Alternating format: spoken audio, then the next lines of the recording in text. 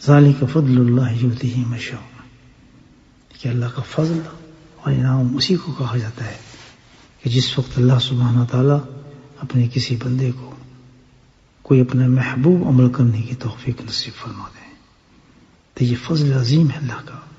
ذالک فضل اللہ، یہ ہے اصل فضل، یہ ہے اصل فضل کہ تمام برائیوں سے نکال کر اللہ پاک نے ہمیں اپنی یاد کے لیے بٹھا دیا.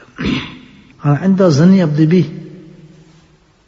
اللہ تعالیٰ فرماتا ہے کہ بندے کو چاہیے کہ میرے گمان کے ساتھ رہے، یعنی کہ جیسا بندہ میرے لیے گمان کرے گا میں اس کے ساتھ ویسی حالات کر دوں گا.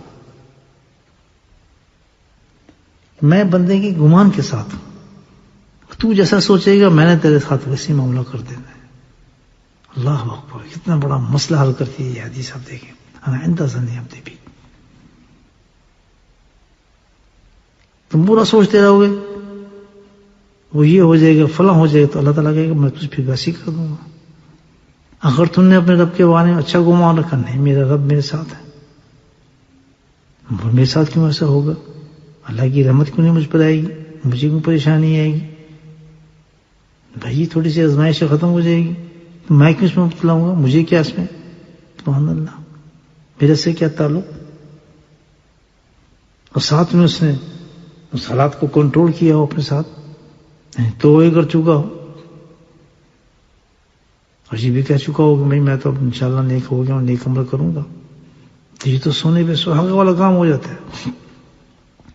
اور پھر اللہ کے ساتھ گمان سے ہی رکھے کہ نہیں میرے ساتھ کیوں ہو سکتا ہے ایسا؟ پریشانی مجھے اس پریشانی کی پرواہ نہیں، میں کیوں پریشان ہوں؟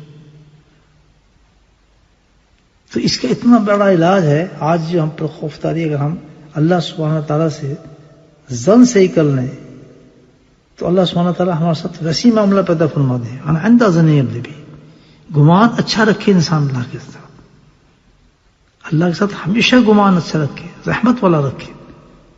فضل ایک نبی کریم صلی اللہ علیہ وسلم حسبنا اللہ و نعم الوکیل، یہ اتنی بڑا کلمہ ہے جو صحابہ نے پڑھا. انسان جب کلمہ پڑھتا ہے کہتا ہے کہ اللہ تعالیٰ میں اپنا سارا معاملات تیرے سپرد کر دیا، اب تو جان، تو ہی اس معاملات کو میرے بہتر کر دے میرا مولا.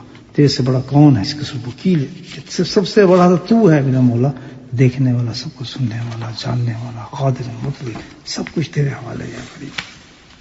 انسان جب ذکر کرتا ہے نا، اللہ نے خود کہا ہے کہ جب بندہ مجھے پکارتا ہے نا تو میں بھی پکارتا ہوں. فاذکرونی اذکرکم، تو تم مجھے یاد کرتا ہے نا، اللہ کہتا ہے تو میں بھی تجھے یاد کرتا ہوں. سبحان اللہ. جب تم کہتا ہے حسبنا اللہ نعم الوکیل، تو میں تجھے اس کا جواب دیتا ہوں کہ تم نے مجھے پکارا کہ اپنے معاملات میرے سپرد کرتا ہے، تم نے میرے پاس آیا ہے، تو اللہ کہتا ہے فکر نہ کر، میں تیرا وکیل ہو گیا.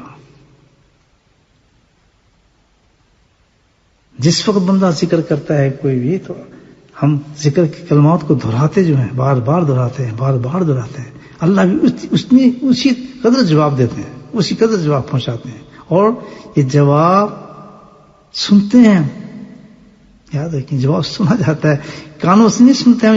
اس کی آواز اللہ سبحانہ تعالیٰ کی جو جواب ہوتا ہے وہ کانوں سے ہم نہیں سنتے، بلکہ کہاں سنتے ہیں؟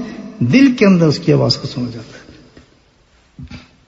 ہمارا دل سنتے ہیں اس آواز کو، باقاعدہ اللہ کی آواز کو سنتے ہیں. دل کے کان ہوتے ہیں، دل سنتا ہے. کیسے پتہ چلے کہ دل سنتا ہے؟ جو دل سنتا ہے نا، وہ دل اس میں سکون آنا شروع ہو جاتا ہے. جب دل میں جو سکون آتا ہے اور تسلی ہوتی ہے اور پریشانی کم ہونا شروع ہو جاتی ہے اور اللہ پہ توکل بڑھنا شروع ہوتا ہے، تو سمجھو کہ دل اللہ تعالیٰ کی آواز کو سن رہا ہے جو اللہ تسلی دے رہا ہے اس کو، کہ جب تو حسبنا اللہ کہہ رہا ہے تو یقین اللہ بھی تیری پکار کو سن رہا ہے.